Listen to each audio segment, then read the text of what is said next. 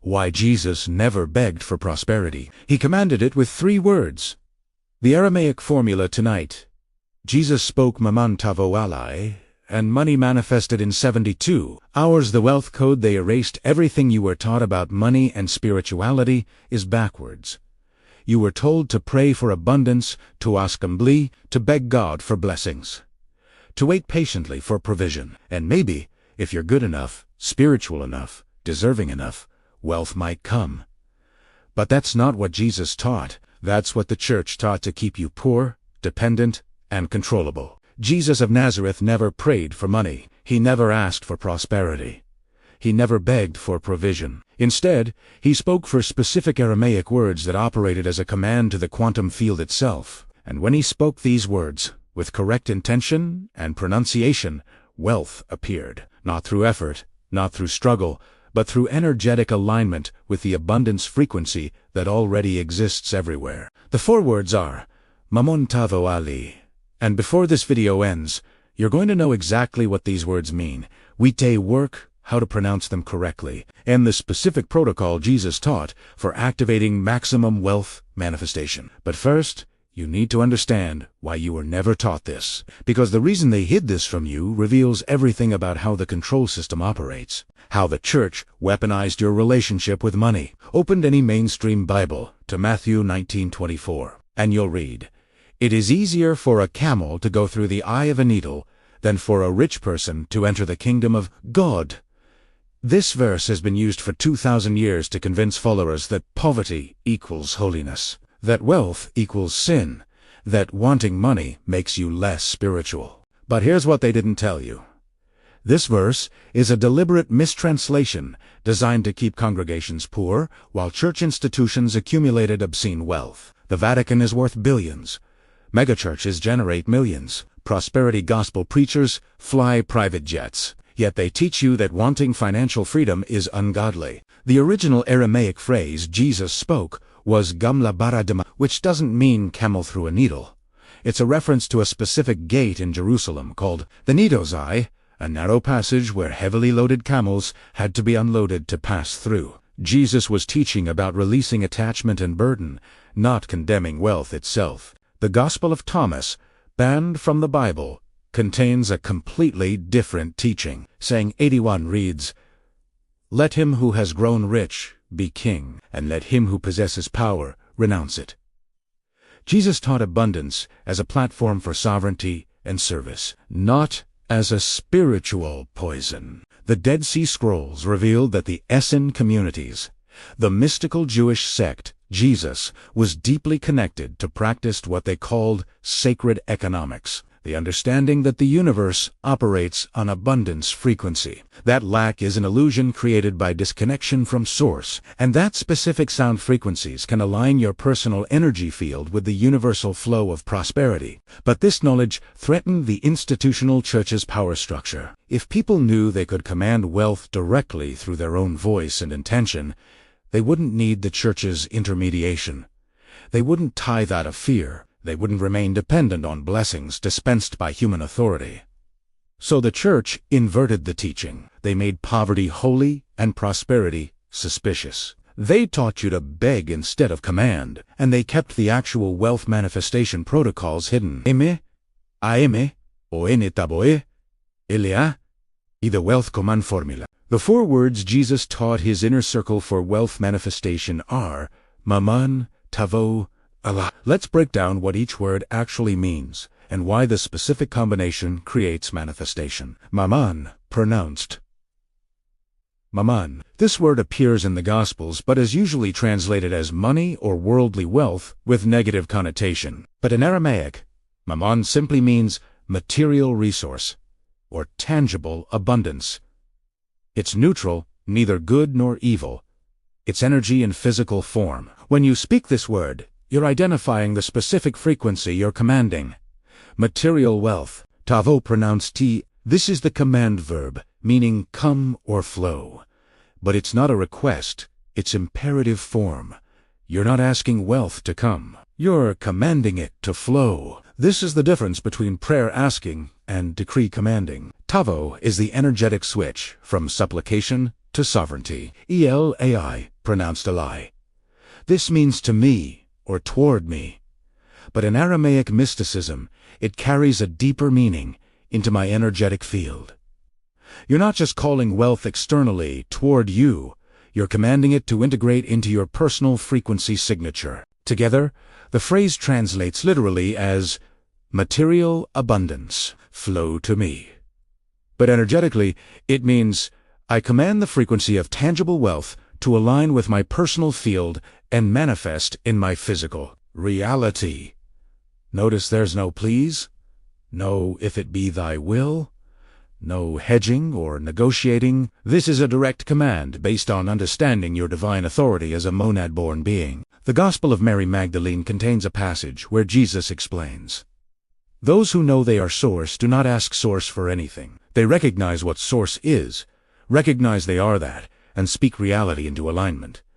This is that principle in action. Jesus didn't see himself as separate from abundance, begging for scraps from a distant deity. He recognized himself as an expression of the infinite Source, which is inherently abundant. When he spoke Mammon Tavo Alai, he wasn't petitioning, he was aligning. And this is exactly what you're about to learn to do. Why sound creates material reality. Before you dismiss this as magical thinking, understand what quantum physics has proven.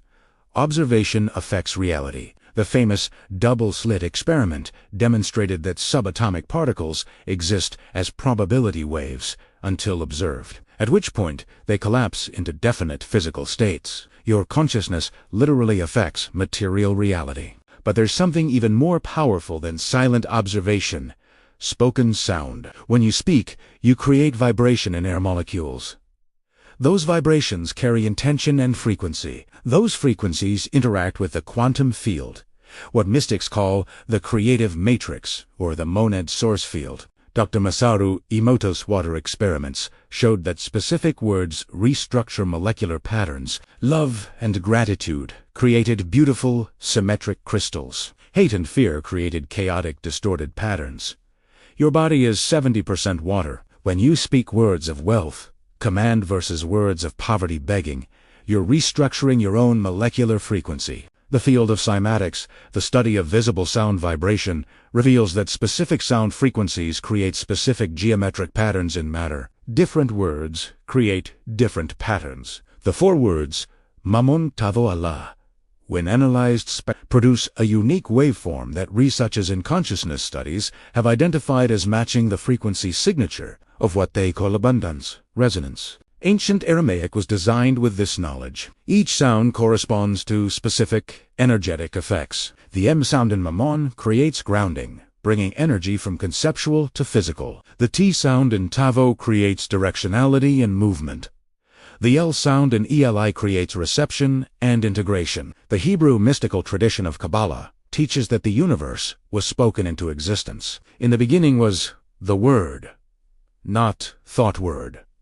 Vibration, sound. This isn't metaphor, it's instruction. When you speak Mammon Tavo Ale with correct pronunciation, intention, and embodied authority, you're doing exactly what Jesus did, interfacing directly with the quantum field and commanding it to reorganize physical resources around your energetic signature. This is why Jesus told his followers, "You will do greater works than these."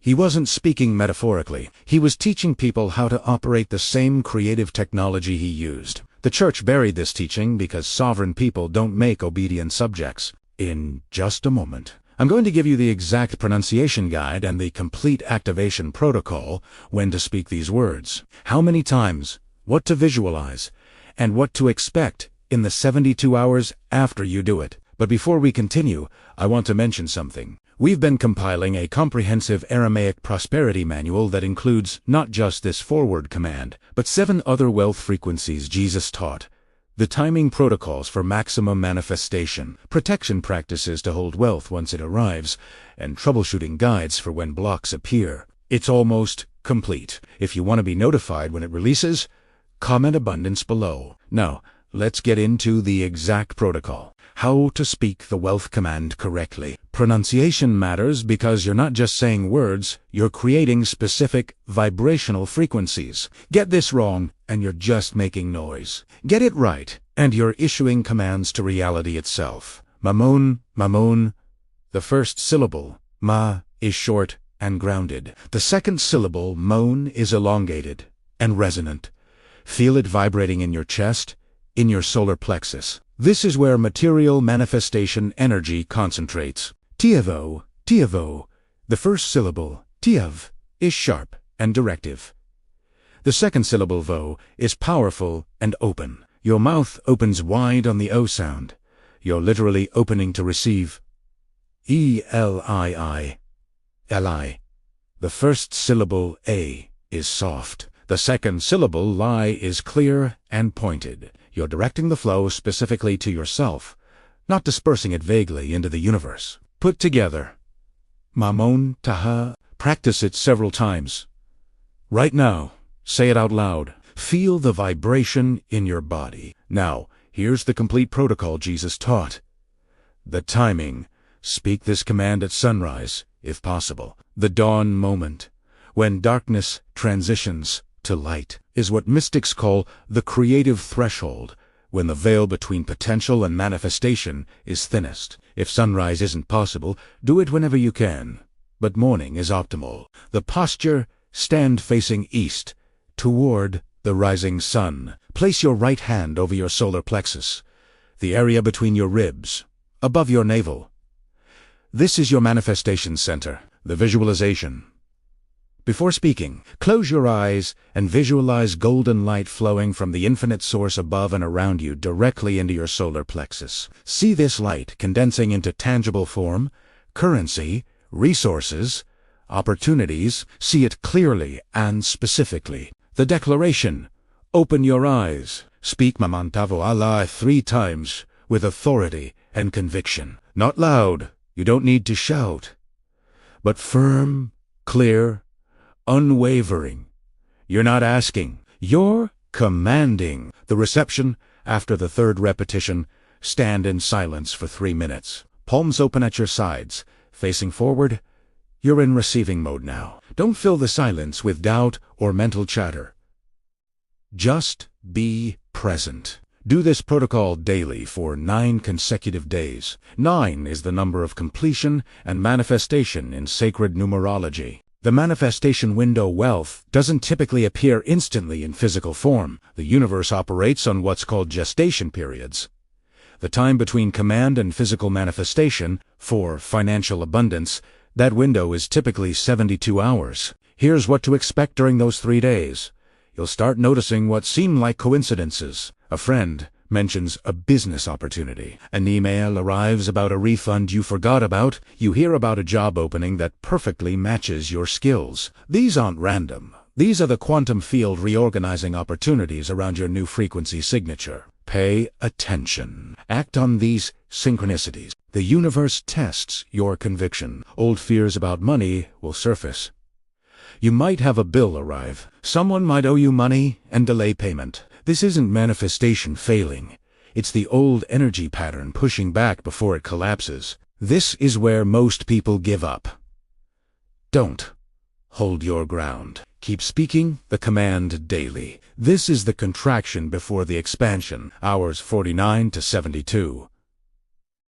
The breakthrough. This is when physical manifestation typically occurs. Money appears from unexpected sources. A bonus, a gift, a new client, a found opportunity, a debt repaid, an investment return. It won't necessarily be millions, especially on your first cycle. It might be $100, or $500, or whatever amount your current frequency can hold. Don't judge the amount. Receive it with gratitude, because this is confirmation the protocol works. After the first 9-day cycle, you can continue indefinitely. Some people do it daily for months. Each cycle builds on the previous one, expanding your capacity to receive larger amounts. Important. As wealth flows in, you must circulate some of it outward. Give 10% away to someone in need, to a cause you believe in, to support spiritual teaching. This isn't religious tithing. It's energetic circulation. Stagnant energy stagnates. Flowing energy multiplies. Jesus taught, "Give, and it shall be given unto you. Pressed down, shaken together, running over." This isn't metaphor. It's manifestation mechanics. Summary: the wealth command from begging to command in. Let's consolidate what you've learned. You were programmed to believe poverty equals holiness, that wanting money is unspiritual, that you should pray and hope and wait for blessings. This programming serves the institutional church, not you. Jesus never taught poverty consciousness. He taught abundance sovereignty. He didn't pray for money. He commanded it with 4 specific Aramaic words: M-I-M-A, O-N-A, Tabo A-L-I, material abundance, flow to me. These words aren't magic spells. They're vibrational commands that align your personal frequency with the universal abundance that already exists everywhere. Quantum physics confirms what ancient mystics knew.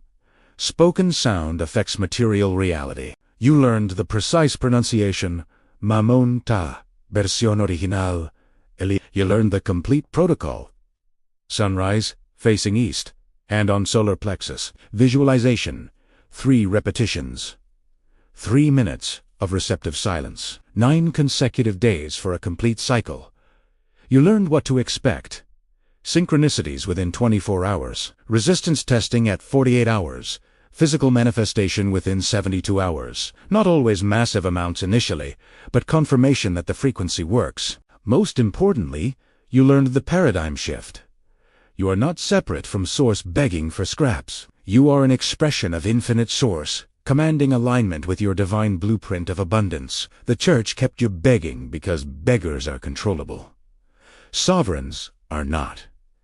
Jesus taught sovereignty. He taught people they had inherent authority to command reality. The phrase "ask and you shall receive" in Aramaic actually translates closer to command. And it is done. This isn't about greed or materialism. This is about recognizing that you can serve your purpose more effectively when you're resourced. Poverty doesn't make you holy. It makes you distracted, stressed, and dependent.